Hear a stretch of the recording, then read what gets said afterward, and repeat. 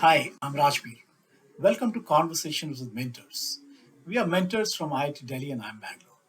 I4 Mentors Foundation. We are a not for profit. We are starting a cohort soon, and these are conversations with cohort leaders. Hi Manohar. Thanks for joining the meeting today. And thanks again for accepting to lead the cohort on electric mobility. Let's start with your brief introduction, and just for the audience, Manohar has stellar experience in the automobile industry. His most recent experience was with Kia, but I'll not steal the thunder. Let Manohar talk about his own experience and how he can help startups. Well, hi Manohar, please kindly share your. Agreed. Thank you. It's a privilege to work with you guys. Great. Okay, I'll just give you a brief background. So I've been in the automobile industry since 1992. So I've been associated with all the three major companies. That's your Maruti, Hyundai, and then lately, like Radveer said, in Kia. So in Kia, actually, I started the marketing and sales, the entire organization here, right from the product, choosing the product, then the channel, making the channel partners, and making the channel for sales policies, and your after sales network, as also the your advertisements and marketing. So we built the brand Kia in India, and I'm very happy to say I think we have done a pretty good job in the sense that we're in the top 5 already, and the company is doing well. Thanks. So this been my basic. This is a basic background of mine, and also to add, I've also been associated in the insurance industry with Bajaj Allianz, heading the motor insurance portfolio, which is like a major part of the company's turnover. Uh, one is India is a difficult market, as many global giants have seen, like your GM, your Ford, and all that. They didn't do well in India. But then there is one basic truth, I believe. If you take care of all your what Kotler said, the 4 Ps, there is very good chance for success even in a very crowded market here. I think this is what we should keep in mind. You should never look at how crowded the market is, how competitive the market is. It's just that you should look at your strength. How can you approach the customer in the most scientific way.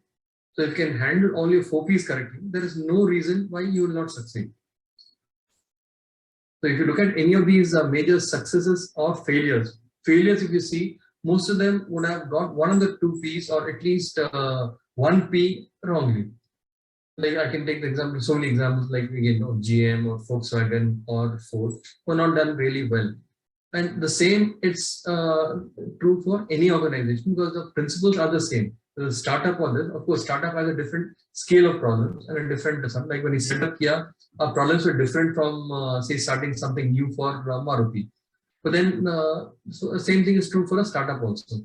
Like their problems would be of a different scale, maybe as compared to a bigger company. But like I said, the basic principles of your, getting your pricing, getting your product, getting your channel correct will remain the same. So it's a question of thinking through it logically and seeing how we can appeal to the customer in a appealing and a scientific way, if I put it like that. Yeah, I think that's a very fascinating way to summarize it. Actually, if you get if you get all the 4 Ps right, now that's true for somebody who is actually introducing a complete vehicle. What about the startups? What's your experience, and how do you think they should? What are the challenges they are facing? What are the opportunities for them in the electric mobility space? I'll say again, Or the broader automotive space. You feel free to draw your canvas depending on yeah, where sure. you think the opportunities exist. Actually, So for that matter, Kia Motor India also was a startup. Then we started as from a greenfield. We didn't have the product, we didn't have the factory, we didn't have any channel. So we actually started from a blank slate. So it's the same is true of any startup also. So the first thing you should do is, okay, who's your customer? What are his needs? And then what sort of product are you tailoring to meet that need? And to put it in very simple terms. And after that, how do you approach the customer? What is the sort of channel you are going to be utilizing to reach the customer? And most importantly, how are you going to be building your brand? How are you going to be projecting that brand through what channels, and in what is the personality, what is the brand that you are wanting to develop. So these are the most important things I think the startup has to see. So most of I've been with a couple of startups. The issue so many times is that the founder, he would normally focus on one particular thing, maybe the product only, to the exclusion of the other critical parameters like your pricing, or more importantly the way you're going to be distributing the product, or for that matter building the brand, the advertisement, the marketing part of it. So this is what causes them a lot of, I think, grief at a future stage, because they have a damn good product, they got a very good product, but then unfortunately they're unable to make the consumer see it or consumer experience and be happy with it. So these are the sort of pitfalls I believe that my experience in the industry and in the marketing and so on can help. I've seen how all the four so on have to be balanced to get to come to a successful to have a successful company at the end of the day. So it's no point having a fantastic product or having a fantastic idea for distributing a product if you don't have the other things correct. So I think it's a question of thinking holistically and in a very, again, I'll use that word, scientific way in order to succeed. So we've been working with a few startups in the electric mobility space. They are in the two-wheeler space. They're really struggling. They have very nice design. They're really struggling to scale. Then there are a lot of other startups. Some are in the battery management system. There are some in the fleet management space. So there are multiple. A lot of them are covering not just the entire vehicle, but just parts of the vehicle or some part of the supply chain. Right? So if somebody is not doesn't have the resources like Kia, how do they approach the market? No, it's not the question of resources as such. It's a question of applying the basic principle. Like, see, many of these founders, for example, they think they've got a very good design, but has that been actually validated by actual customers? In some cases, no. Like, I like a design. I think it's a fantastic design, fantastically good-looking vehicle. But actually, if you look at a customer down there, so I'll take an example. Yulu, you want to name names. You ask a customer on the street how he likes it, what he thinks of the product, we get a very, very different opinion from what I believe the founders would be thinking about it. They don't think it's a damn good functional product. Then people don't want to be seen on it because it looks like a kid's bike. So things like this, you normally have these blinkers on when you are a founder. You think the world of your product, and it's correct also. But then if you can take feedback and sort of make your way using that, then you have a startup success. I think that's the role that mentors have to play. Like the founders and the startup people, they will be normally on a fixed path. So we can help them look at the wider world and make sure that the mistakes that others have made are not committed by them, so that they can succeed. I think this would be my role in trying to show them the pitfalls and showing them how they can do better, rather than being very, very narrow in the outlook, if I may say, with blinkers on. Because of course, to an extent, you have to be very, very focused. We have to have blinkers on to be successful. But then sometimes I think you should be able to remove them also. Yeah, no, I think absolutely.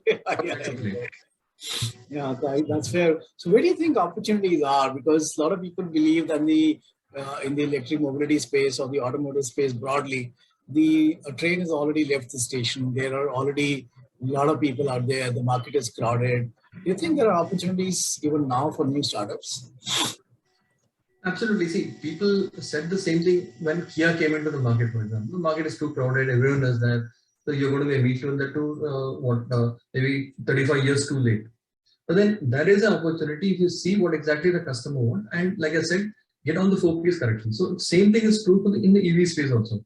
The EV, frankly, you can't even say that the train has left the station. It's still in the station, I would believe. And it's not yet even steamed out. So it's just the party is just started. So I think there's a long way to go for any of the. If you want to build a two-wheeler, if you want to make a part for electric two-wheeler, battery or any part, now is the time. So I think it's just a booming market. There'll be a lot of failures obviously, but many people will not get the basics right. But if you get the basics right, I can assure you that this is the best time to be in this in the two-wheeler or in the EV business, in the EV space. Excellent time. So if, like you're And saying, if Kia can succeed after entering the market so late, and this is, that's what people at least told you. So in this space, the market is beginning to get formed. The consumer needs are just evolving and getting formed. So the further opportunities will be there as the segmentation takes place, right? And then there is an opportunity because a lot of players may not completely succeed as is expected today based on their branding and their positioning. So there is going to be host of opportunities in this space, is what you believe. That's a great point. That's a great point, Manohar. I think Kia is a great parallel there. If you can succeed with that after the market 35 years or 40 years into the market. So yeah, I think it's a great point. So any specific insights would you like to share with the startups on how to build a business? Any one or two insights that your experience with startups, if you could share, that really help. no, again, I think it's. I'll repeat a point that I made earlier. It is better to be humble and check out on what the consumer wants rather than thinking that this is what the consumer wants.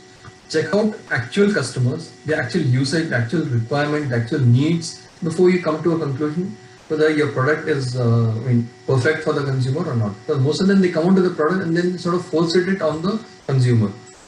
And this is true for multinationals and it's true of startups also. Like this is typically the case. I think that this is good for my consumer and I will do it. So in a multinational, it's called okay, good enough for India, good enough for India paradigm.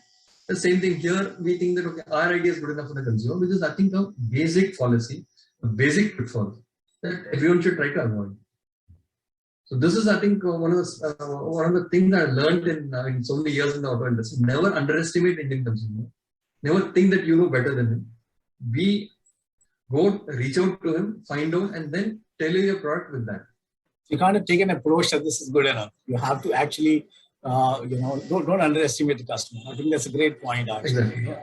And on the technology side, any insights on the technology side? Because India hasn't really leapfrogged in terms of technology over the last few years. With the new vehicles like Kia and others which are coming in, they're far superior. So, any insights on the technology side that you believe the startups should bear in mind?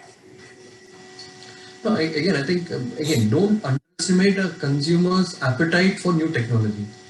Again, the mistake that many consumers, many companies have made earlier. So always, Indian consumer is much more advanced in his thinking, much more innovative, much more open to innovation than people think. My thesis topic also was okay, technology adoption by Indian consumers.